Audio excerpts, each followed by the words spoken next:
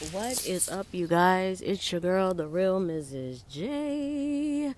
And I'm coming through as promised with another story time, y'all, about how I was low key in a cult. And this is going to be part 3. And we're just going to name this one part 3 judgments. And that's what they were called when people had disciplinary actions. So, I decided I'm gonna tell you guys about the wildest one that I have heard. Okay. So, mind you, when people do things, instead of them handling things, you know, in private, behind closed doors or whatever, no, they brought it out in front of the whole congregation. And when I say the whole congregation, y'all, the whole congregation, because people that's in other states and you know, even other countries, they're all on the phone call. They are literally all on a phone call like a freaking Zoom, okay? So the wildest one was it was these sisters, right? And so one of my friends, she was like one of my best friends and we grew up together. And she actually like came and joined because of me, okay? And so she saw me talking about the Bible one day. Let me give y'all a little backdrop on her. So she used to see me on, I hadn't seen her in a long time. She used to see me putting up Bible scriptures and stuff and talking about stuff on Facebook. So she was, you know, she was curious about it. So she asked me, she inboxed me one day and she asked me about it and we got to talking and you know, so she ended up joining the congregation too. So I was happy because I had my friend, my childhood friend with me, you know what I'm saying? And this is the one person that I knew and they knew me. You feel what I'm saying? It's nothing like that. So anyway, she had decided to go out with these sisters. They all went out to eat. And so at this time, I wasn't even, I think that this was like after the time that I had left, but the elder and his father was still alive at this time. So, but of course, like I said, people were coming back telling me stuff. So, anyway, so she said, they all went out to eat and they went to this restaurant and everybody got to drinking. So one of the sisters was like, I don't want to drink too much because when I get drunk, I start getting a taste for some PUSSY, right? So my friend, she was like, what the hell? Like, what is going on here? So the other sister, you know, they was like, you know, that she was like flirting with the other sister, and you know, my friend, she started feeling uncomfortable, and so she was like, you know what, y'all, I'm gonna go ahead and go. I'm gonna go ahead and leave because I gotta pick up my son from his dad's house or whatever.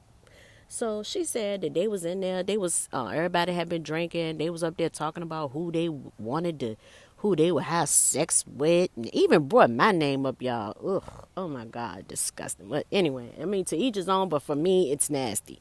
So so she was telling me like, yeah, they even brought your name up, talking about how sexy you was. I was like, huh? So anyway, so my friend, she ended up she left. So because she said that things was just going left and she didn't want to have no parts of it. So okay, boom.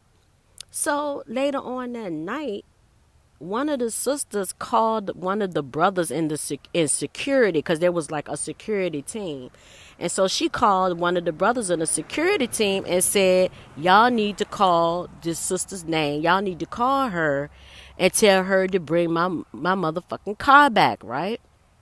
So next thing I know, so I guess they tried to get in contact with her or whatever, but the sister, she ended up falling asleep.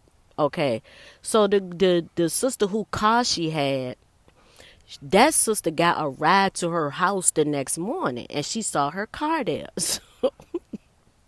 So she went and knocked on the door or whatever, but the girl won't there. They said the girl was 2 doors down at the neighbor's house, so some old man house. So the sister, she went, she knocked on the door, and when she, you know, the person said come in, she went in there, and the other sister that took her car was laying on the couch naked, passed out from, I guess, from being drunk. Yeah. So then you know that the sister just dove on her ass and started whooping her ass for stealing her car. So they ended up pressing charges against each other, whatever. So, but she pressed charges against her for grand theft for stealing her car. And so I think the other one, she pressed charges on the other one for assault and battery, y'all. This is wild. Okay. So, all right, boom. So once they both got locked up, so one got out. The other one, I don't think she had a bond. The one who stole the car, I don't think she got a bond till maybe a day later or whatever. And so here comes the weekend. So now they call a meeting. Okay, they call a meet. Everybody is on this call. Okay, everybody from here, where I live at, Virginia. You talking about Virginia, New York, Detroit, Bahamas, Africa. I mean, from everywhere. Okay, so they started telling the whole story of what had happened. So, kind of found out these two sisters, they kept drinking after my friend left.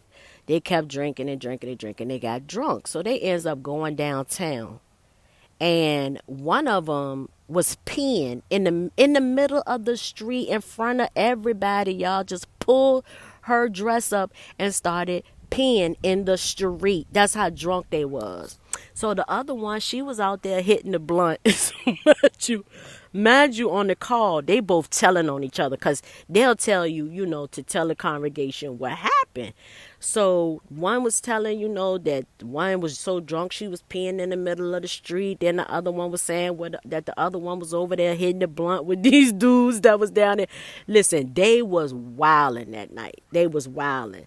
And so the girls said that, they had left and they went to the park because, people be hanging out at the park and stuff out here.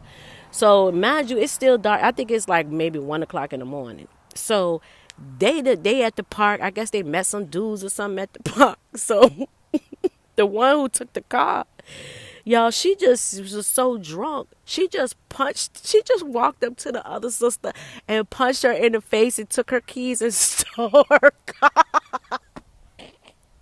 And stole her car.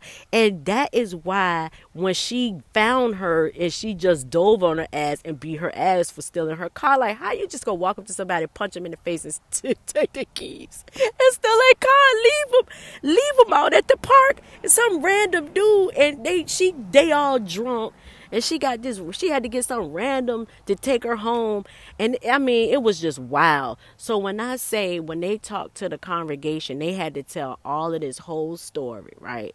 Even down to when I drink, I get a taste for Pussy. Do y'all know how embarrassing that is? And so then all of the brothers started going in on them. Talking about they was the girls that R. Kelly was peeing on back in the day, calling them whores, all types of stuff. First of all, do you really think I'm going to sit in front of a bunch of people and tell them the crazy shit that I just did? Let alone if you think that I'm going to sit there and let you call me all types of whores and say that I was the girls that R. Kelly was peeing on back in the day. Hell to the no. And they sat right on the phone and took all that abuse. And went through all of that just for them to say, y'all kicked out. You can't go back.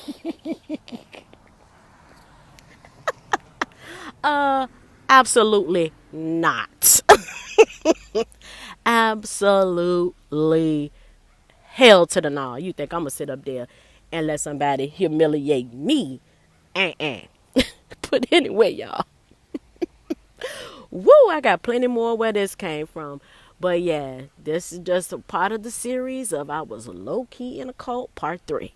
Love you guys. Don't forget to like, comment, and subscribe to my channel, The Real Mrs. J. And I'll see y'all on the next video. Peace.